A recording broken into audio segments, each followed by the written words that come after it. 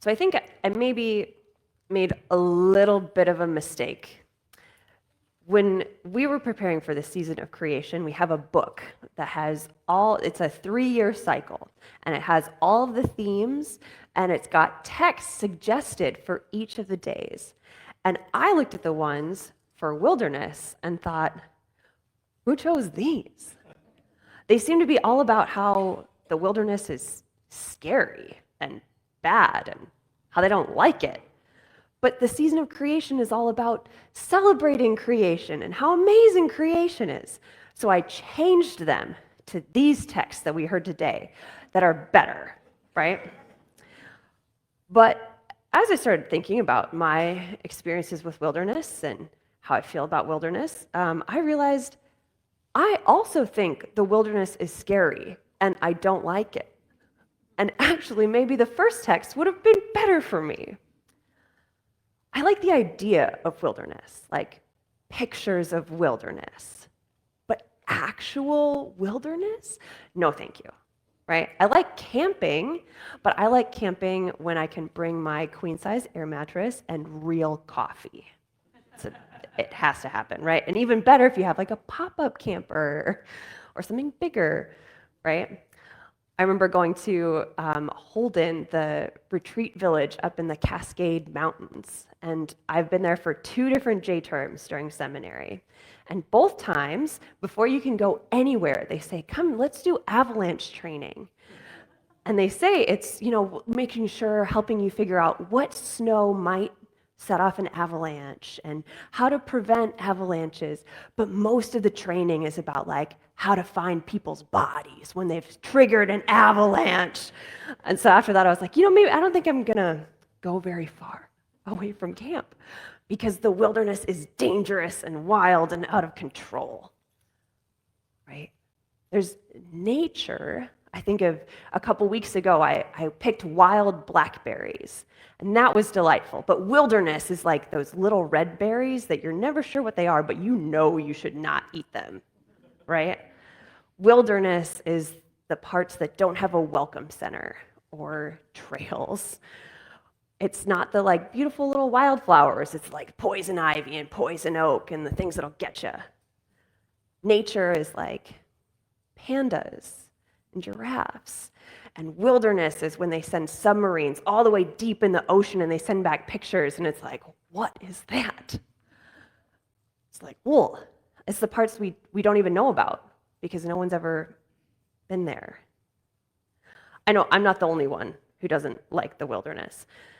I stumbled across, there's an artist who created some posters that illustrated 1-star reviews of national parks, where people said things like they went to Yosemite and somebody said, the trees block the view and there's too many gray rocks. Or they went to Joshua Tree and said, the only thing to do here is walk around the desert.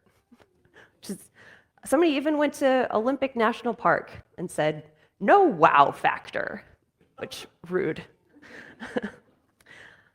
But even thinking about in the Bible, the Israelites, in the book of Exodus, in chapter 14 of Exodus, God takes the Israelites through the Red Sea and across to safety. In chapter 15, it is all songs of praise from Moses and then Miriam. And by chapter 16, the Israelites say, we hate the wilderness. Please take us back to Egypt. So I was feeling a little stuck. How do we celebrate wilderness? Until I read them a little bit more closely. Because here's one thing that the wilderness has going for it. God is in the wilderness in ways that are different than the safer, more ordered, more ordinary parts of the world. God is there in the wilderness with the Israelites as they wander through for 40 years. God is there the whole time. In our readings this morning for Hagar and Ishmael, God finds them and saves them, knows that they are there. God hears them and rescues them and gives them a promise to hold on to. Throughout the Bible, we hear prophets who go away into the wilderness to hear what God is revealing to them, where it is more plain. easier to understand, and then they take it back to others. John the Baptist goes into the wilderness. He lives in the wilderness. He's eating locusts and wild honey, and there he understands his call to go back to baptize. Jesus himself goes into the wilderness and comes out proclaiming for the first time, the beginning of his ministry, the reign of God has come near. So God is in the wilderness, and God's not just waiting for humans to show up and get there. God loves the wilderness. God's there. Why does God love the wilderness? I haven't quite figured it out, but I know for sure that God does. And I know because God loves the wilderness in me. I've spent so much of my life trying so hard to get everything under control. In neat rows, tame, productive, helpful, pleasant. And I cannot. I am unruly. I'm sure there are people who would give me some one-star reviews. And yet I know that God's love for me is sure and unwavering. God loves the wilderness in all of us, the parts that are wild and out of control, the parts that would not be considered fruits of the Spirit, that are not fit for consumption. God loves the parts that we've never shown anyone else, the parts of us that don't have a visitor center or any maps. God loves the parts that aren't cute, the parts that you're afraid to show to other people in case they go like, oh, what is that? God loves the parts of us that maybe we don't even know about, deep down the parts that haven't even been explored. God knows about all of our wilderness and still loves us. I mean, just look at this wilderness family in Genesis in our first reading. God promises Sarah and Abraham a child, and they say, great, but they don't really believe it. Abraham keeps chickening out. He shows up in these other kingdoms and is like, if I tell them that Sarah's my wife, they're probably going to kill me, so she's my sister. And then the kings are like, great, well, if you're not married to her, I guess I'll be married to her. And then God has to send a whole plague to sort it out. He does this twice. Even though God has promised, I will make of you a great nation. It's hard to make a great nation out of dead people. So Abraham should know that God will be with him, but he doesn't. Then Sarah's like, well, this is taking a really long time, so maybe have a child with my servant.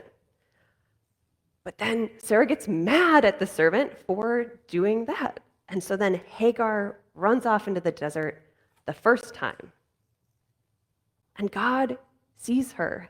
Hagar names God the one who sees. So Hagar goes back.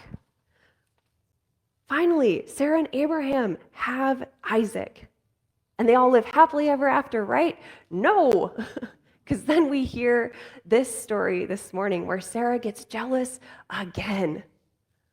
And God's like, you know what? Maybe Hagar shouldn't live here anymore. Yep, but Sarah, why don't you send her along? And then Hagar, the one who has met God in the desert before, gets out there again and is like, I think we're going to die here. And God's like, come on. I've met you before. I will meet you again. These are a wilderness people, and yet God is faithful to them no matter how many times they forget or they are wandering or they are unfaithful. God loves those parts of them too. We are a wilderness people, and God loves our wilderness. And God is present in our wilderness. God is here in our regularly scheduled Sunday morning worship, and God is also present in the 3 years when we don't quite know what we believe anymore.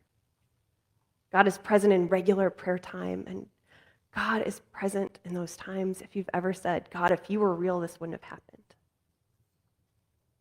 God is a wilderness God for wilderness people. So now I've done the thing that I try really hard not to do in the season of creation, which is that I've taken a sermon that's supposed to be about the wilderness and I've made it about humans. So here is the reminder, a reminder for me as well, that if God can love my wilderness, then I can try a little harder to love the wilderness of the earth. The parts of creation that aren't good or productive or helpful or safe. Not just the national parks and the beautiful mountains and the glorious oceans, but also the swamps and the brambles and the deserts. The parts that maybe won't do us any good, but God still loves and are still worthwhile. The rainforest, yes. And also just the trees and the gray rocks. The oceans we've never seen before. The animals we don't like and aren't cute. The plants that aren't edible or beautiful or even medicinal. Even the wilderness that seems scary and we don't like it. We're called to care for it and preserve it and protect it just as it is, because that is how God cares for us, just as we are, out of control, untamed, wild, beloved. Thanks be to God.